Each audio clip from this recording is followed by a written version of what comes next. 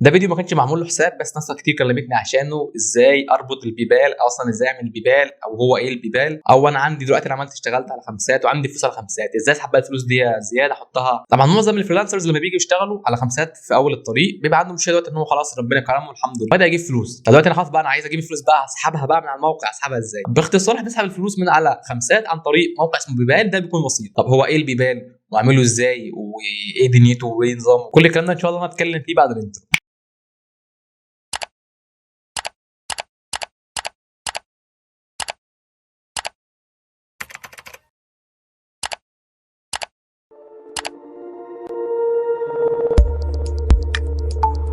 السلام عليكم ورحمه الله، اهلا بكم في فيديو جديد قناه ارتبورد. انا زياد. طبعا الفتره الاخيره بما ان الدولار سعره عمال يرفع والناس الحمد لله بدات تشتغل في الفريلانس، بدات تقتنع بموضوع ان اشتغل فريلانس، فدايما عندهم مشكله اللي هو دلوقتي انا اشتغلت على الموقع، ازاي اجيب فلوس من على الموقع سواء خمسات او مستقل واحطها مثلا في فيزا او اسحبها من مصر. هل الموضوع ده بيكون عباره عن بنك وسيط اسمه بيبال؟ طب هو ايه البيبال ده؟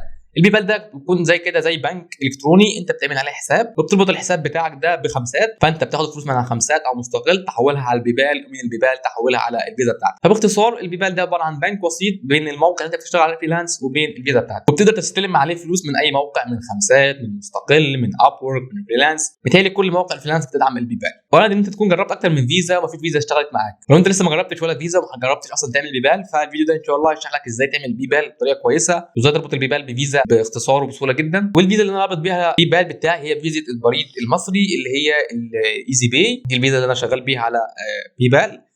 طب دي بعملها ازاي؟ دي انت بتروح اي بريد، البريد اللي انت تابع ليه، تاخد معاك صوره البطاقه وتقول له لو سمحت انا عايز اعمل ايزي باي. هي اسمها ايزي باي، هي شكلها اهي، عارف باينه في الكاميرا ولا لا؟ اسمها كده اهي، دي الايزي باي. تقول له لو سمحت انا عايز اعمل فيزا الايزي باي، بياخد منك صوره البطاقه وتكلفه الفتح. انا كنت عاملها بس من فتره كبيره، كنت عاملها 25 جنيه تقريبا، مش عارف دلوقتي صراحه بقى اعمل كام. انا نفسي خدتها في وقتها ساعتها، مش عارف انت بقى تستلمها في نفسها في نفس اليوم ولا يوم تاني، حسب اذا كانت هي متوفره هناك ولا لا. بتاخد الفيزا منه، بتبقى في ظرف. بعد ما تاخد منه الفيزا بتفتحها، بتكلم خدمه العملاء، بتلاقي رقم خدمه العملاء على الظهر بتاعها هنا، تمام. بتكلم خدمه العملاء، بتملي ال 14 كارت بتوع الفيزا ورقم انتهاء الفيزا ورقم السي في في، وبتملي بياناتك. وبعد كده هو بيفعل. بعد كده انت تروح ترجع تاني للبريد، تقول له لو سمحت انا عايز احط في الفيزا مثلا حوالي 100 جنيه مثلا، ما يعادل 2 يورو. كده خلاص، انا كده خلاص موضوع الفيزا خلص. فاضل بس ان انا اعمل اكونت على البيبال واربطه على الفيزا بتاعتي. فخلينا نشوف هنعمل اكونت على البيبال ازاي واربطه ازاي بالفيزا بتاعتي. هنيجي نكتب في السيرش، نكتب باي بال ودوس انتر. هختار اول واحد يظهر لي في السيرش، افتحها كده. طبعا لو عندي اكونت هعمل تسجيل دخول، ما عنديش اكونت اقول له سجل اشتراك مجانا. وهاجي هنا اقول له اعمل لي بيزنس اكونت. مش عايزه بيرسونال اكونت لان هنا بيقول لي join your country and around the world from your computer on your mobile all without sharing your financial info with sellers. خلينا في البيزنس اكونت اقول له continue. فهنا بقول لي انا list report، اقول له اوكي. هحط البريد بتاعي،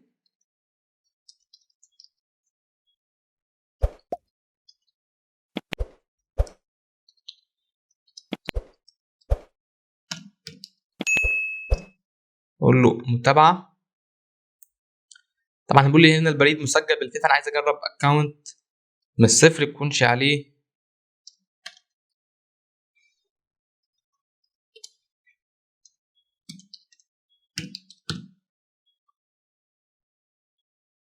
هنا بيقول لي اعمل كلمه مرور.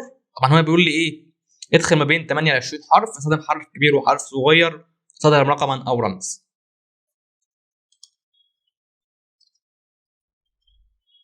وبعد كده اقول له متابعه. هنا هيطلب منك شويه بيانات، نقول له ايه؟ اسمك الاول،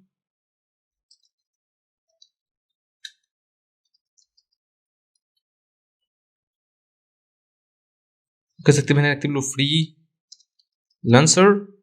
نحط رقم الموبايل. رقم الموبايل ده مهم جدا، لان انت كل مره هتيجي تعمل تسجيل للدخول على الاكونت بتاعك يبعت لك زي سكيورتي كود، بحيث انك انت تبقى مطمن في كل مره هتبدا تعمل تسجيل للدخول الموبايل هيبعت لك كود عشان الامان. فده الرقم ده مهم جدا، مهم جدا يكون الخط ده باسمك، عشان لو لا قدر الله الخط ده ضاع تقدر تتصرف وتجيبه تاني.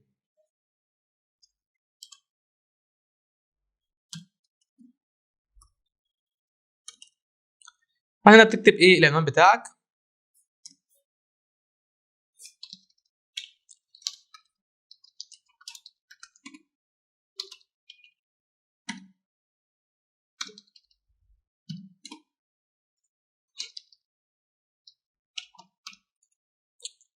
رقم البريد ده تيجي مثلا هنا نكتب مثلا رقم بريد الجيزه، يعني حاول تدور على رقم البريد اللي تابع منطقتك امن، يعني عشان انت بعت لك مثلا ورق او حاجه تاخده كده كوبي، كنترول سي، تروح راجع هنا كنترول في، وتغير العمله تخليها الدولار الامريكي، وتقول له بالنقر، وقول له موافق، وقول له متابعه. نختار النشاط بتاعنا، طبعا ملك وحيد اللي هو انت، مثلا هنا بقول ايه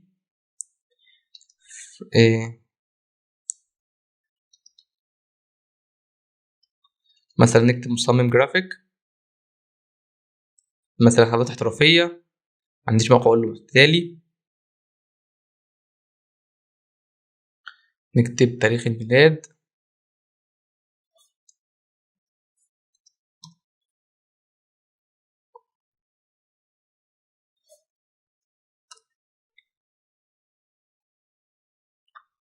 تقول له طبعا ده العنوان اللي انت ايه عنوان البيانات بتاعك، تقول له ارسال. طيب كده تقريبا في مشكله في الموقع، فخلينا نشوف لو بعت لنا اي ايميلات على الايميل بتاعنا. هنلاقي بالفعل بعت لنا ايميل هنا، خلينا نشوف الايميل بيقول فيه ايه. محتاج بقى انك بعض المعلومات، فبقول له خلينا نقول تسجيل الدخول.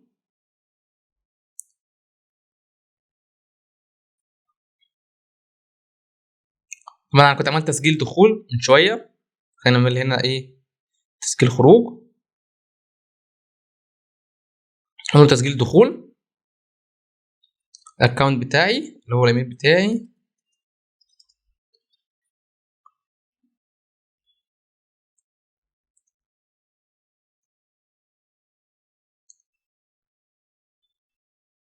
طبعا هنقول هنا متابعه، تقريبا نفس الخطوه اللي كنا وقفنا فيها هناك. فخلينا نشوف هيقول لنا ايه. مثلا نختار مثلا نكتب مثلا كلمه تصميم، نشوف هيجيب لنا ايه هنا.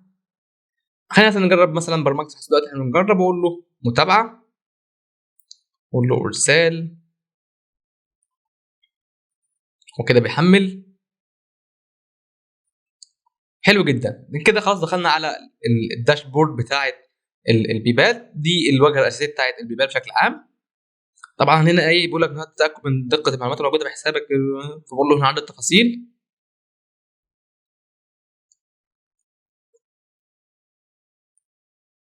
هو هنا عايز بس منك شويه معلومات، فانت تبتدي تشوف ايه المطلوب منك وترفعه.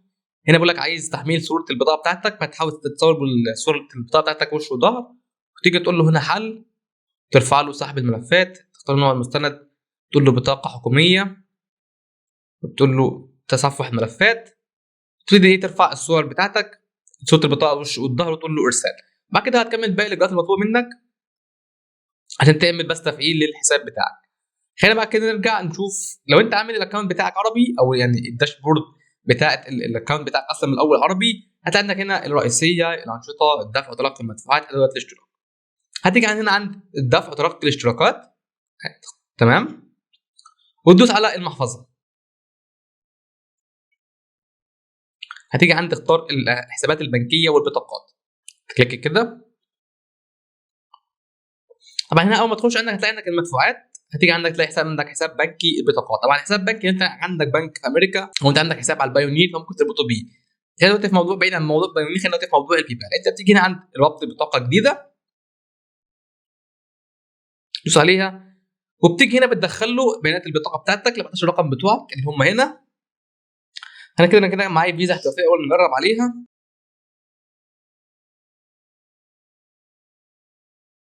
مثلا تقول له ايه ربط البطاقه، تقريبا هو هنا ما قبلش الفيزا بتاعتي علشان انا رابطها اصلا، كنت رابطها بالفيزا بتاعتي الناحيه الثانيه في البيبال بتاعي التاني، عشان كده ما اتربطتش. فانت ممكن تجرب تربط الفيزا بتاعت الايزي باي، ولو قابلتك اي مشكله ممكن تكلمنا على الجروب بتاعنا على الواتساب، هتلاقي رابط الجروب بتاع الواتساب بتاعنا في الديسكربشن، كلمنا عليه وان شاء الله لو في مشكله هحلها. خلينا نرجع نشوف اصلا الفيزا بتاعتي او الاكونت دي بقى اللي انا شغال بيه. خلينا نشوف انا رابط الفيزا بتاعتي ازاي. اتاكد بس اصلا ان تمام. خلينا كده نشوف، نروح على الجيت باي، على البانك اند كاردز، هتلاقوا عندي الفيزا بتاعتي مربوطه هي متفعله الحمد لله، مفيش فيها اي مشكله. نرجع نشوف تاني الهوم.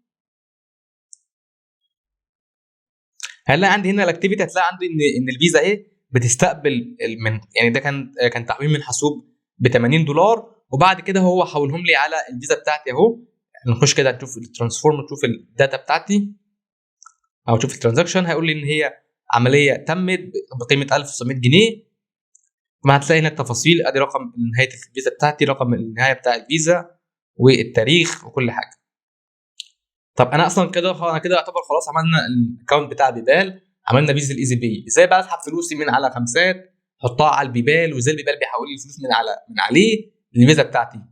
عندي مثلا موقع خمسات، انا مثلا هنا عند الرصيد، طبعا انا الرصيد الحمد لله بالسالب، مفيش يعني رصيد، بقالي فتره مش شغال على خمسات. فانت بتقول له عندك هنا خيار بيقول لك ابقي على رصيد في موقع خمسات، او ارسل حسابك الى حسابك في باي بال. انت هنا بتيجي تحط الايميل بتاعك، حلو، اللي احنا كنا عملنا بيه الاكونت بتاعنا، تحط الايميل بتاعك هنا، وبتيجي بتشيل علامه المارك دي، تشيل مثلا من هنا وتحط الرقم اللي انت عايز تحوله عندك على البيبال.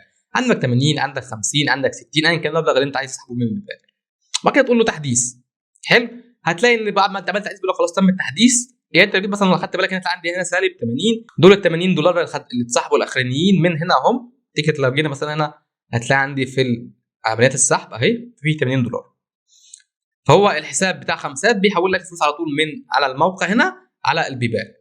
طيب حلو جدا. ازاي بقى البيبال بيحول لي الفلوس من على الموقع نفسه للفيزا؟ طيب حلو، ازاي بقى البيبال بيحول لي الفلوس من على الموقع للفيزا بتاعتي؟ البيبال في مصر بيجي يوم واحد في الشهر او يوم اثنين، بيحول لك كل فلوسك اللي على الموقع للفيزا بتاعتك بدون اي رسوم. يعني ايه؟ يعني انت مثلا يوم واحد في الشهر عندك $50، عندك $60، عندك $100، ايا كان المبلغ اللي عندك، بيجي هو يوم واحد في الشهر ويحول لك على الفيزا بتاعتك. وعمليه تحويل الفلوس من على الموقع للفيزا انت تقدر تسحبها من اي مكنه ATM، بتاخد حوالي 48 ساعه عمل. يعني مثلا دلوقتي لو البنك او البيبال حوالك الفلوس يوم مثلا يوم السبت، هتستنى السبت كده، السبت بالنسبه للبلد اجازه، تستنى لحد والاثنين، يوم الثلاث الفلوس هتكون في حسابك. طب لو حملك مثلا يوم الاثنين، يبقى خلاص تاخد الاثنين والثلاث، يوم الاربعاء هتكون فلوس في حسابك.